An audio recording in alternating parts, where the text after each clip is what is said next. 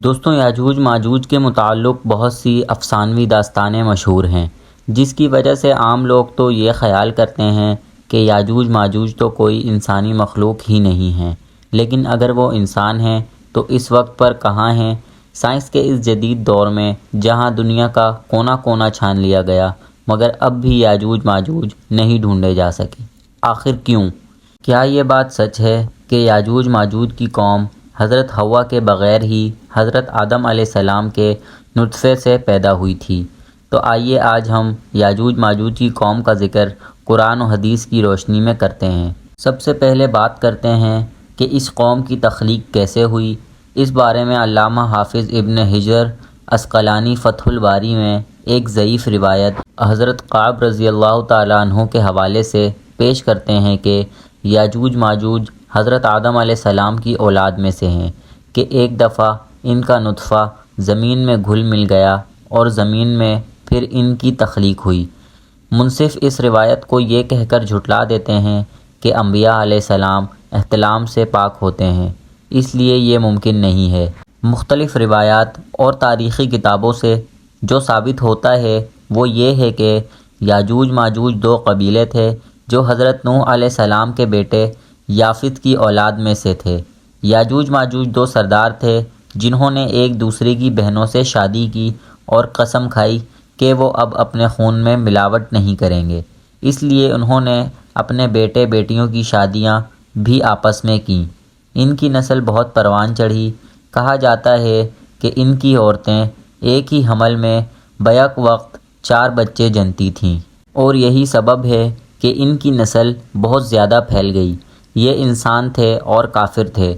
یہ جس جاندار کے پاس سے گزرتے اسے کھا جاتے تھے۔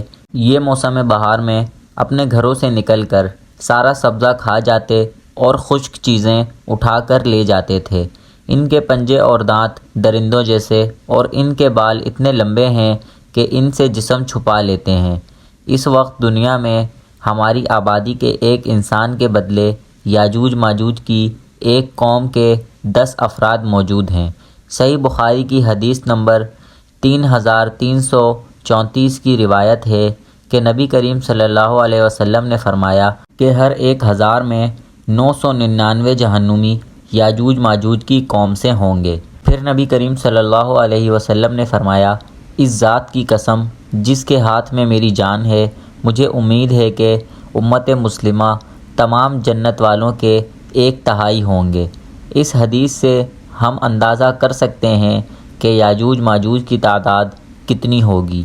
تاریخی شواہد سے معلوم ہوتا ہے کہ یہ لوگ شمالی مشرقی ایشیا میں زندگی بسر کرتے تھے اور اپنے وحشیانہ حملوں کے نتیجے میں ایشیا کے جنوبی اور مغربی علاقوں میں مصیبت برپا کرتے تھے۔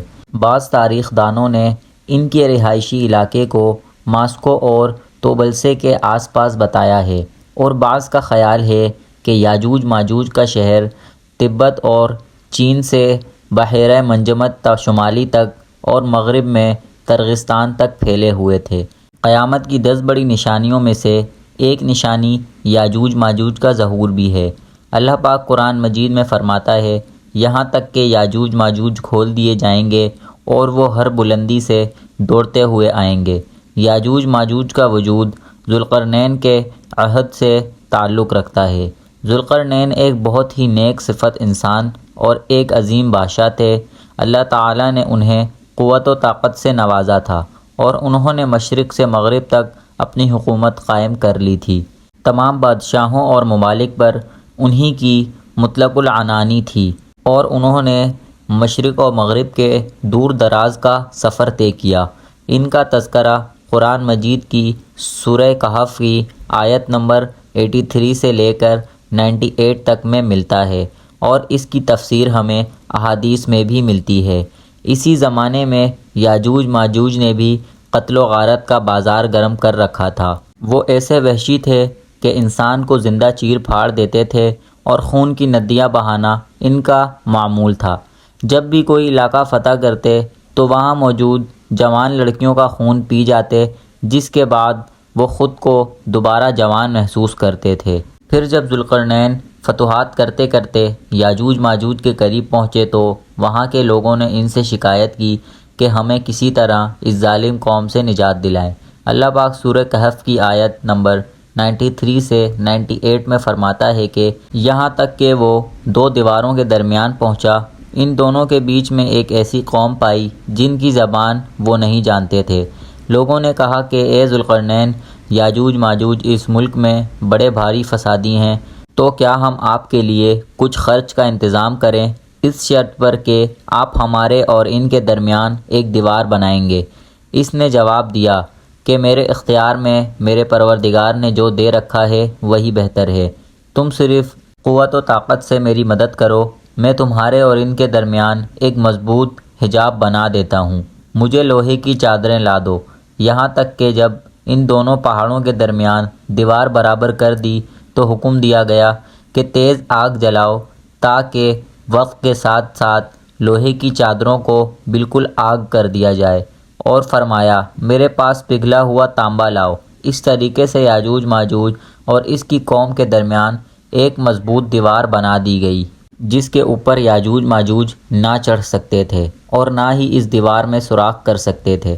پھر ذوالقرنین علیہ السلام نے ان لوگوں سے فرمایا یہ صرف میرے رب کی مہربانی ہے، لیکن جب میرے رب کا وعدہ آ جائے گا تو یہ اسے زمین بوس کر دیا جائے گا، میرے رب کا وعدہ سچا اور برحق ہے۔ اب آپ یہ تو جان چکے ہیں کہ یاجوج ماجوج کو کس نے اور کیسے قید کیا، لیکن سوال اب یہ ہے کہ یاجوج ماجوج کب اور کیسے اس دیوار کو گرا کر باہر آئیں گے۔ دوستوں اس کے آگے کی سٹوری ہم نیکسٹ پارٹ میں جانیں گے۔ نیکسٹ پارٹ دیکھنے کے لیے چینل کو سبسکرائب کریں، ویڈیو کو لائک کریں اور ویڈیو کیسی لگی کامنٹس میں بتائیں۔ ملتے ہیں نیکسٹ پارٹ میں، تب تک کے لیے خدا حافظ۔